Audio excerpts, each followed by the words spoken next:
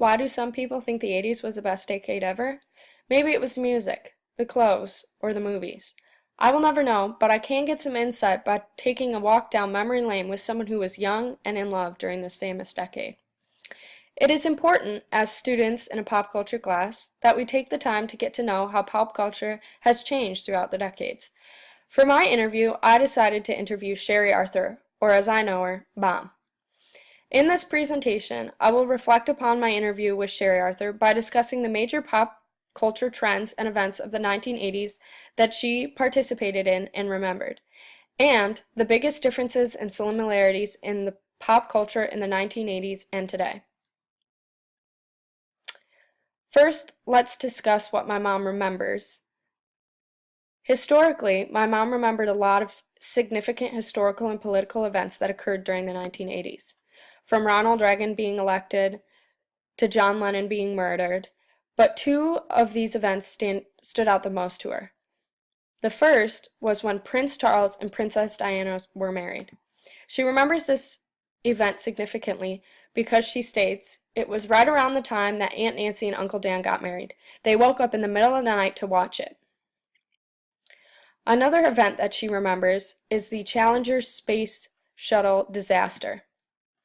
She says she remembers this one because at work, her and her colleagues got to go into a concert room and watched it live on TV. She could hardly believe that it happened. A significant thing that she also remembers is that her and my dad were called yuppies and dinks, dual income, no kids. Also, she remembers when VCRs first came out. She remembers buying her first VCR. She wasn't that into TV shows, but she loved movies. She had seen every single movie that was on the list provided. She was very into music. However, she did not like pop music, and she didn't like the new wave music. But she really liked Bruce Springsteen, Bon Jovi,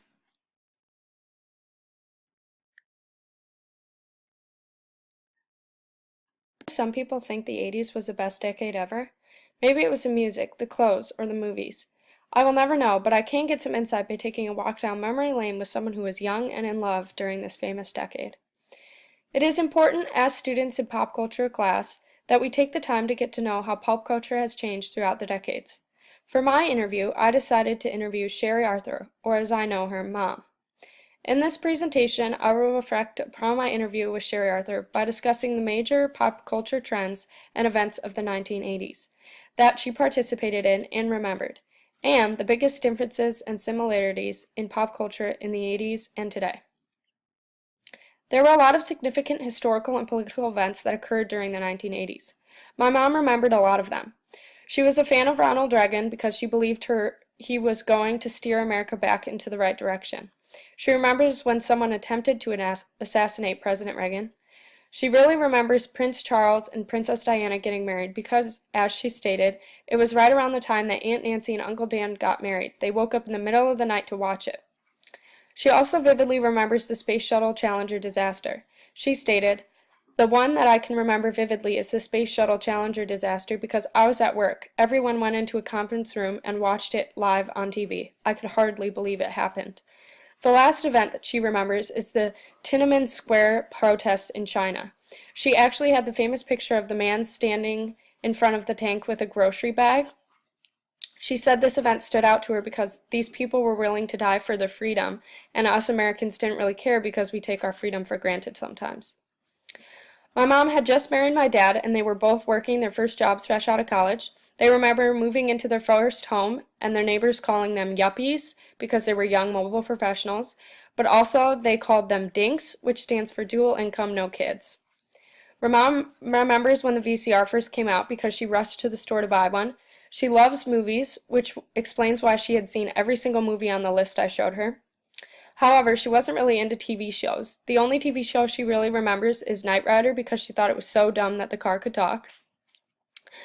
My mom was really into rock and roll in the 80s. She loved Bruce Springsteen, Bon Jovi, and Dire Straits. She hated the new wave music that became popular and wasn't that into pop music, which I found surprising.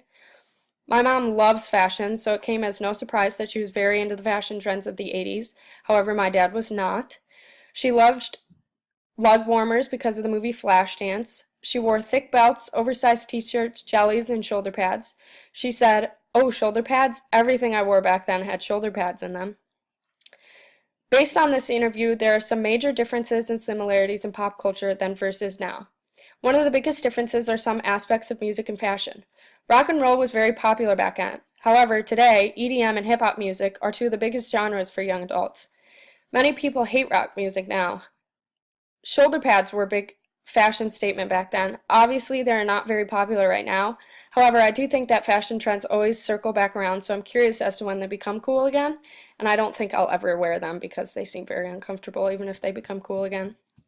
The biggest similarity in pop culture would be politics and some of the fashion. People were very involved in politics back then, just like today, because of controversial candidates. Fashion-wise, workout clothes, oversized t-shirts, and mid-dress shirts have come back into style. In conclusion, in this presentation I reflected upon my interview with Sherry Arthur.